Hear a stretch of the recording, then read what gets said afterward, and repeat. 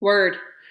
Today we're going to talk about the 7 major roles of the president. As president of the United States, you're not just president. You've got a lot of different responsibilities and hats to wear, so to speak. So let's start talking about the head of state. So the president's role as head of state is that he's supposed to represent the nation. He's supposed to be like the face of the United States. Whenever people in other countries think of America, they're probably going to automatically think of, hey, the president. That's what America is. As head of state, he's also supposed to host visiting diplomats.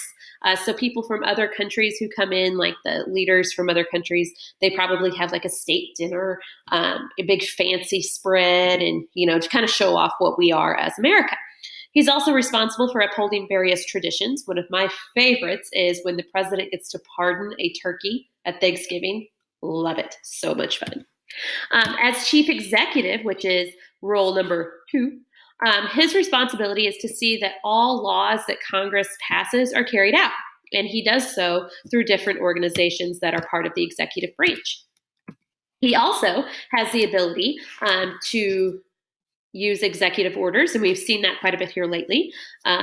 The executive orders are basically, they are orders that the president signs that hold the weight of law, but don't have to go through Congress in order to have that power.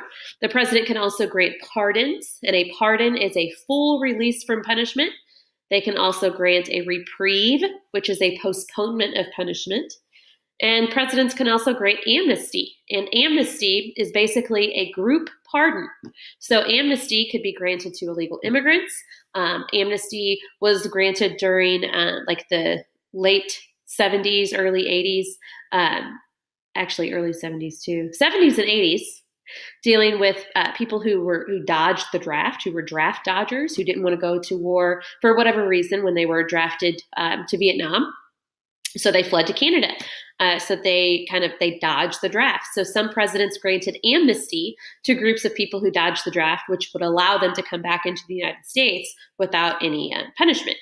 Presidents can also impound money. Now, we're not talking about impounding a car. We're saying that Congress says, hey, here's this much money that you can spend on this program. And the president says, I don't really think that's good. So he just refuses to spend that money. You also have the president as the chief legislator, and you say, no, Petty Wop, no. The president is actually responsible for executing laws, not making them. And I say, you're right. You are right.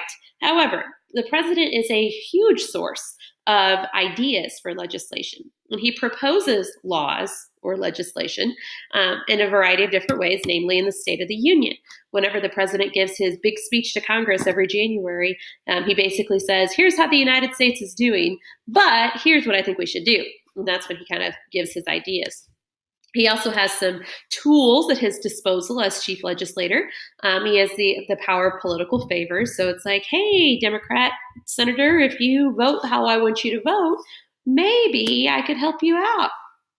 Maybe you could have a different job if you, don't get reelected.